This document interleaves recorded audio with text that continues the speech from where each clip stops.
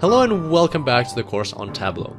Today we're going to start slowly moving into the second part of the challenge, which is to understand out of those 10 new cities into which the company should start investing heavily in terms of marketing, where the return on that investment will be the highest. And secondly, we're going to talk about highlighting. So the highlighting feature in Tableau, which will help us slowly transition into this part of the challenge, is going to be quite an interesting tutorial. So let's get straight into it. All right, so I'm going to create a new worksheet, and here I'm going to create yet another map. And right off the bat, here's a quick quiz for you. What happens if I just drag a city into the map? Do I have all 150 cities here? Is this the correct way to visualize the cities of this company, where the company operates? Just pause this video, have a think about it for a second. If you're following along, then look around and look for hints. And in 3, 2, 1, now we're going to have a look at the answer. The answer is no, because over here at the bottom you can see unknown values. If we click here, you'll see that they are ambiguous allocations. For example, Augusta, Aurora, and so on, because there are actually a few of these cities in the US. So all of these cities are ambiguous and Tableau doesn't know which one to pick out of all of them. So there we go. That is not the proper approach to visualize these cities. The proper approach is to, let's take this out and we'll drag state into here, or we'll drag state into the map. And now if we click the plus, now we expand. So we have both state and city in the geographies. And now you can see that there is no unknowns, or there are no unknowns. That is because now Tableau knows exactly which city to pick in case if there's in the US a city with the same name in several locations, it'll just look at the state and then it'll pick the city in that state. So that was a quick fun quiz. And now what we're going to do is we're going to adjust this map a little bit. So we're going to add revenue as the size. Then we're going to add revenue as the color as well. And as you can see already, we are seeing some of these cities pop up. So what else we can do to make this more aesthetic? Transparency, maybe set it at 80 something %, just a little bit of transparency, give it a border. So now we can already see where the city is located. So smaller cities have brought less revenue, larger cities bring more revenue.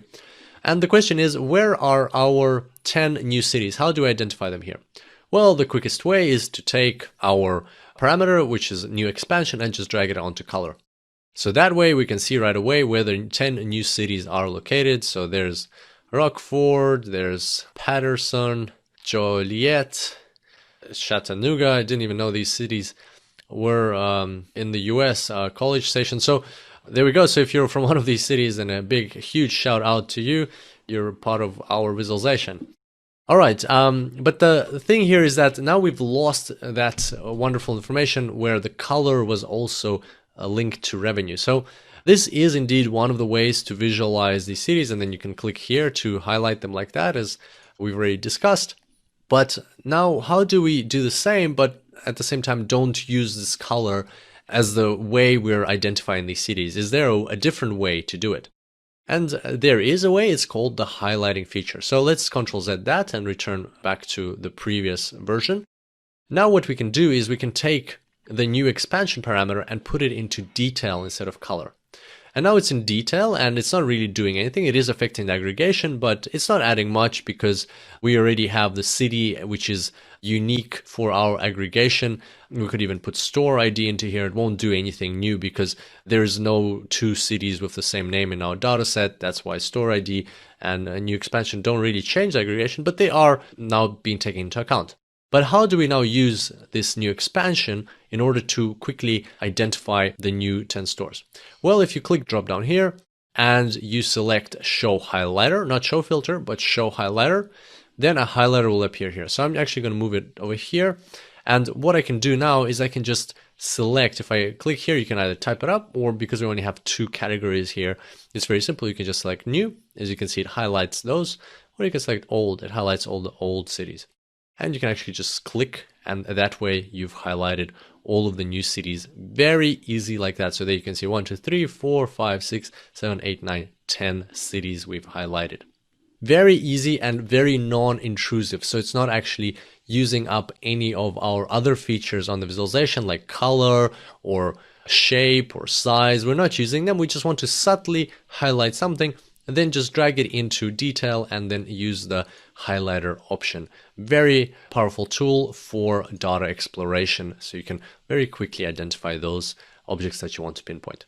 So there you go. Hopefully this will be another new tool in your arsenal when you're working with Tableau.